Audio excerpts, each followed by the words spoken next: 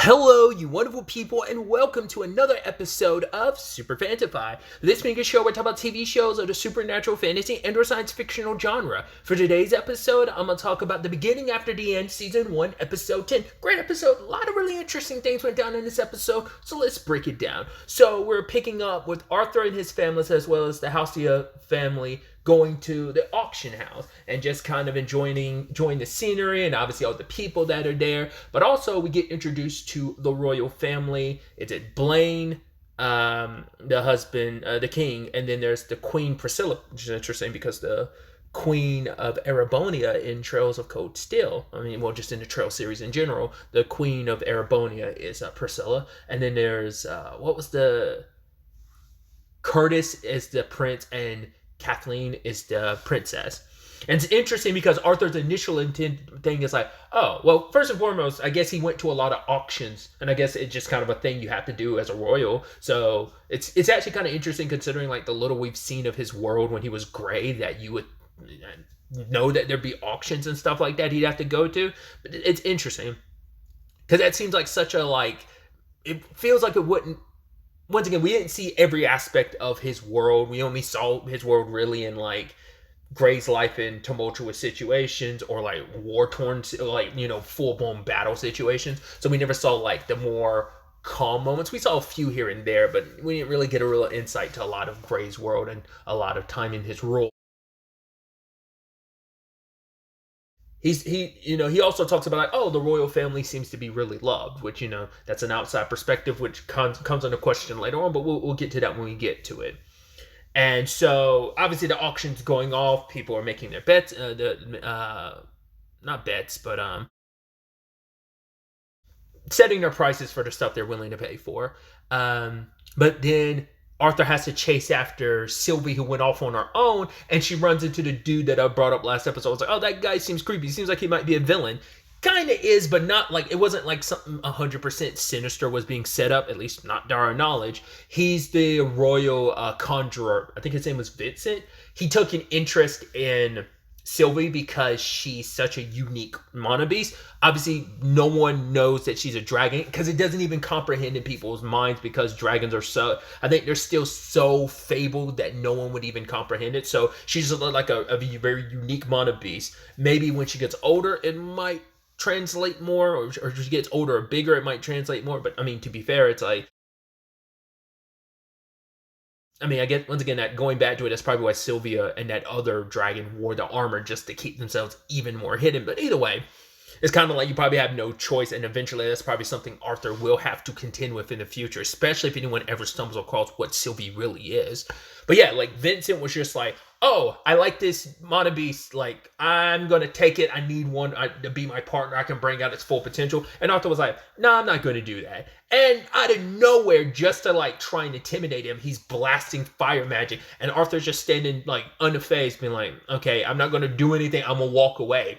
But then the conjurer had to open his mouth and he had to threaten Arthur. He's like, oh, if you don't do what I say, oh, you don't have to worry about paying your price, your parents will. And that made Arthur snap. It's like, what did you say? And he kind of let out this murderous aura that started affecting people. Even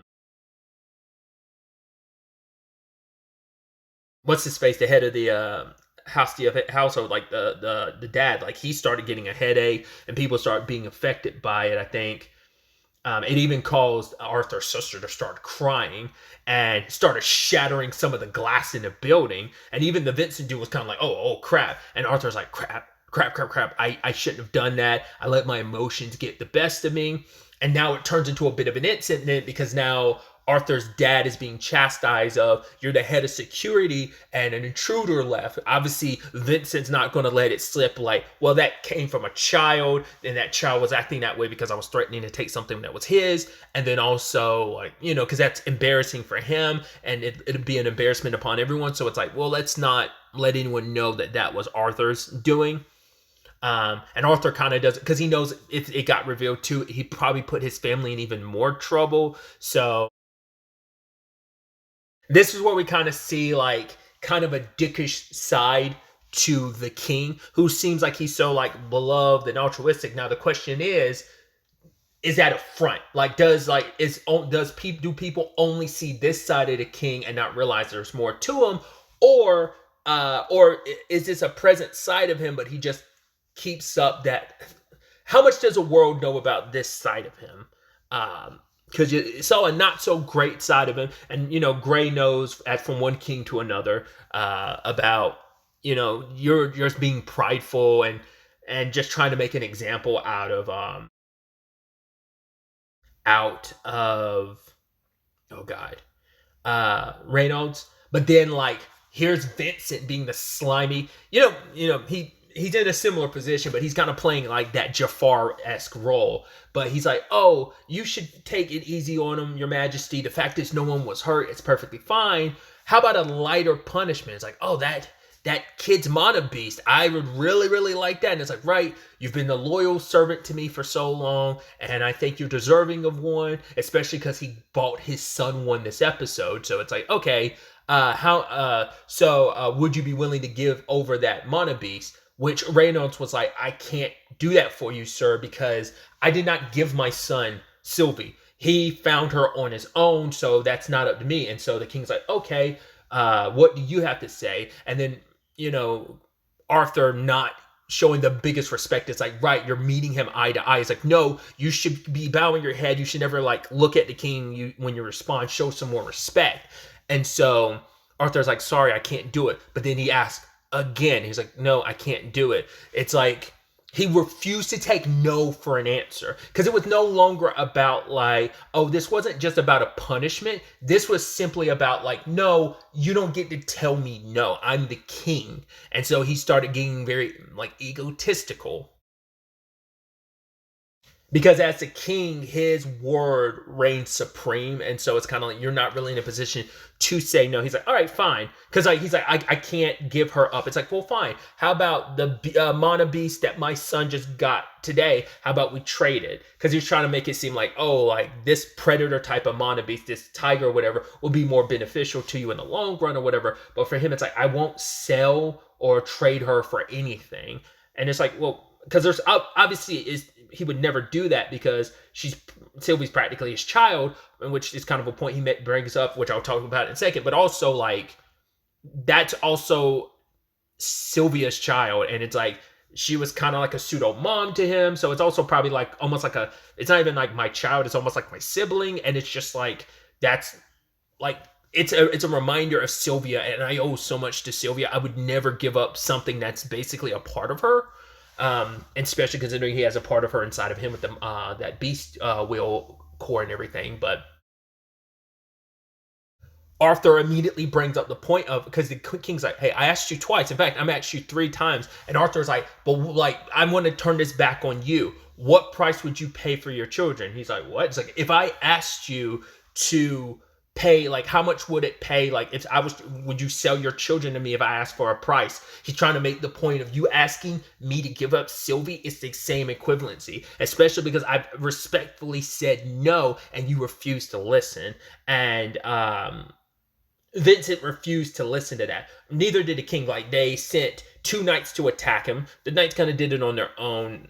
I think Vincent kind of nudged that direction, and Arthur immediately knocks them out. And then Vincent's like, oh, I'll take care of this myself. And in the process, Arthur froze time for everyone. At first, I thought the conjurer, I thought Vincent did that, but it's like, no, it was Arthur who did it. And it's like, oh, don't even try. They can't hear you. They can't see you. And just in a matter of seconds, Arthur broke his leg just using his power.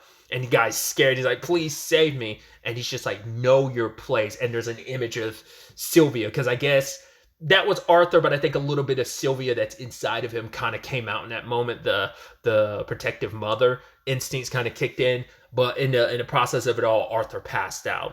So I was like, what's going to be the aftermath of that? We saw later on that Alice healed them, and I was kind of concerned because it was they didn't say anything about it, but once again, Alice being a healer the way she is, they prefer to keep that hush-hush. They don't want anyone to know about her ability, because it's it's a super rare ability, and that draw a lot of attention. So I guess while everyone was away, or maybe they took Arthur somewhere else and did that without drawing too much attention to themselves.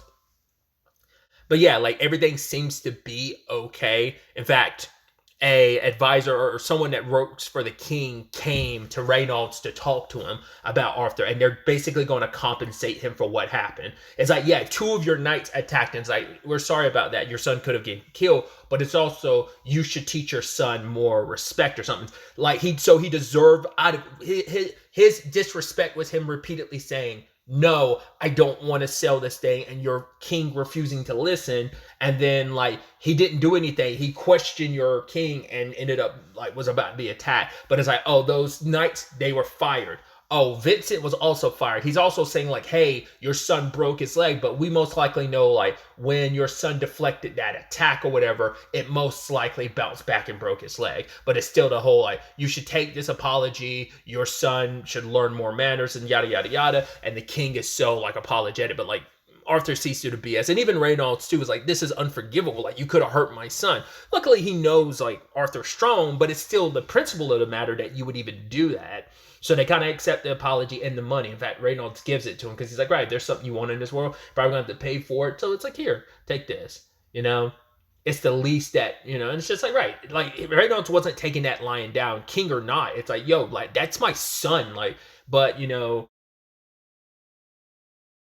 Arthur's like, no, Dad, it's cool, it's fine. I'm okay at the end of the day, so it's fine because he knows like I don't want this to spiral out even more because the last thing I want, the whole reason is like he doesn't want to cause trouble for his family. He tried not to. He wanted to mitigate some of that, but once again, the king being so like haughty and just being like, no, it's my way or the highway.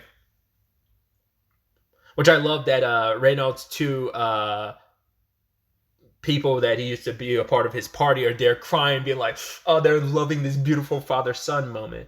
But this whole thing was an eye-opener for Arthur, where it's like, okay. So he's like, it's a humbling situation because it is a reminder of, regardless of how strong I am still a child in this world, even with my memories and knowledge from my previous life. It's still the thing of I am a child.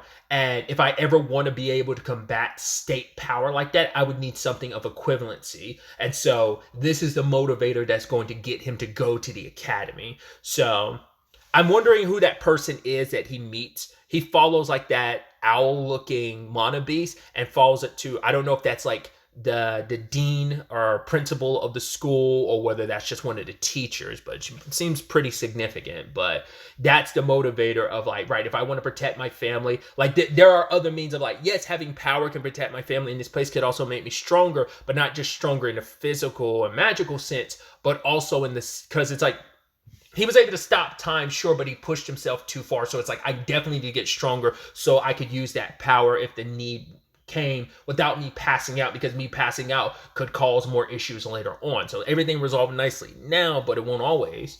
But then there's also the aspect of anyone that comes from the academy will have come from a prestigious place, and because of that, he'll probably work his way up to like, I'm gonna put myself in a position where like even someone like that, no one high ranking could ever like try to pull rank on me just because I'm a child. Like if I can bring enough status to myself, it can protect my family in that capacity as well. So power takes many different forms, both like status wise as well as physical and magically. So I think that's really interesting. I wasn't sure. It seemed like he really wasn't keen on going to the academy, but they went through the trouble of setting up that element to the world building, so I figured it had to come back at some point. But I thought his whole thing was going to be more like, no, I'm going to travel with my dad's former party, or current party, because they help out with security, so they're still tight knit in that regard. But obviously they still go out and do like leave and kind of do missions in other places. So I thought that was going to be more where Arthur goes. Could be where the future lies, but for right now, he'll probably go to the academy just to gain more strength. He'll definitely have a run-in with those guys from like last episode, those students who were causing trouble and looking down upon them. So probably run into them and going to probably eventually humble them. But we'll see. I'm sure Arthur's probably going to do everything he can because these are other influential families that he'll probably just have to try and keep his head low up until a certain point. So it'll be interesting to see what this school life aspect of the series will end up being. Like how much time we spend here, what friends Arthur makes along the way type of situation. So But yeah, that's really all I wanted to talk about. Till the next time we meet, be happy, be safe, live life to the fullest, and enjoy it. Good day and goodbye.